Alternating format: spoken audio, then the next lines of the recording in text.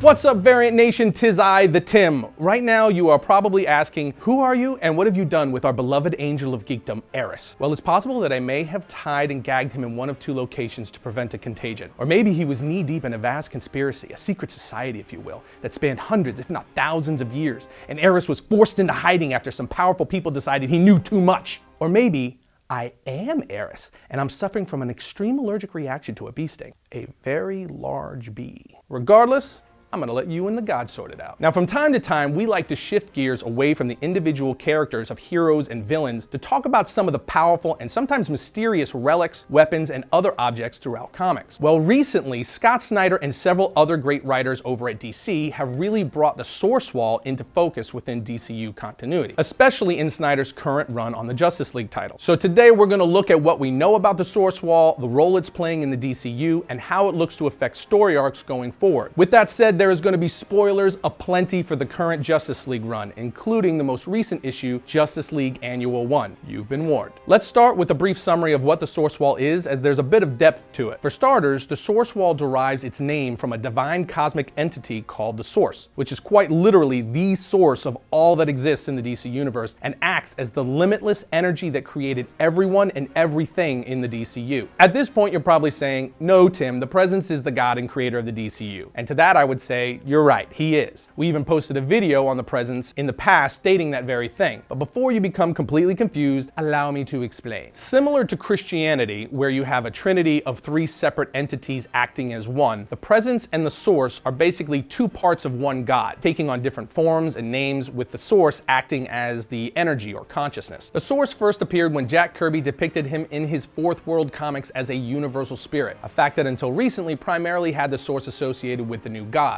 The Source is also responsible for the God Wave, which gave the DC gods their divine power, and is also believed to be the origin of metahumans and or superhumans within the DCU. So with that understanding of the Source Wall is a massive cosmic barrier at the edge of the DC multiverse that protects the Source. It's also been referred to as an interdimensional purgatory at the very edge of the universe, a wall that traps any and all who attempt to go beyond it, in effect making them part of the wall itself, which is why you clearly see different beings when looking at the Source Wall. It's also why the wall has been given the nickname Wall of Souls. A few of the characters actually imprisoned and made part of the wall over the years would be Yuga Khan, Darkseid's father, who tried to get past the wall in order to figure out the mystery of the Source. Then there's Superboy Prime, who was imprisoned on the wall by the Teen Titans. Then Marvel's Dr. Doom, who was actually sealed in the wall during the JLA Avengers crossover event. And finally, Darkseid himself has been attached to and removed from the wall several times, with one instance happening in epic fashion in Superman Batman issue 13, when Superman flies Darkseid to the edge of space and says, "You know this place, don't you? The final barrier at the end of outer space, the Source Wall. For years and years, you've tried to learn the secrets of the ultimate power on the other side, but you will never get answers, just like the others who are entombed here. This is where you belong, along with all the other failures of the universe." Anyway, just looking at the wall, you get a clear understanding that many have tried to get to the other side, but almost all have failed. But this leads us to what is behind the Source Wall, and the answer to that is quite simple. It's the Source itself, the answers to everything and anything. And this, my friends, is where the Justice League Annual 1 spoilers begin. The Source Wall was, of course, first cracked during the events of Dark Knight's Metal, and Scott Snyder soon turned that crack into a giant gaping hole in the Justice League title, leading to the emergence and battle against the Omega Titans and setting the DCU on a course towards some serious changes to its canon. Well, in Justice League Annual 1, events ultimately lead towards the Source Wall being destroyed entirely, and considering the answers to everything lie behind it, that's obviously a big freaking deal. Now, previously I said almost all who tried to go beyond the wall had failed, and that's because certain characters have succeeded in getting past the wall through the years, including Hal Jordan when he became Spectre, and even Superman. And they all briefly touched on what's behind it, but they were always vague references, until now. The wall is now completely gone, and the comic says the death of the Source Wall echoes in the souls of all those present and beyond. Well, what does that mean? I'll tell you what it means.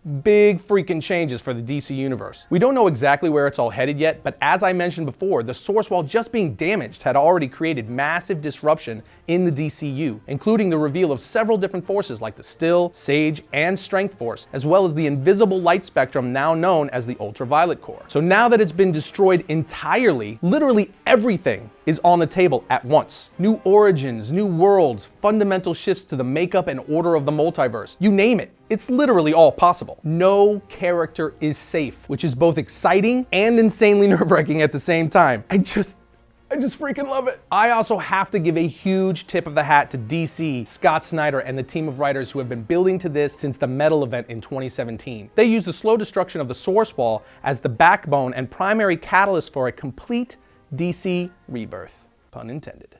And now God, or in this case the Presence, only knows what's coming next. We could even see something as crazy as the entire DC universe going head to head with the Presence. Whatever it is, we're gonna find out together, and I cannot wait. In the meantime, let us know what some of your theories are about where all this is headed in the comment section down below.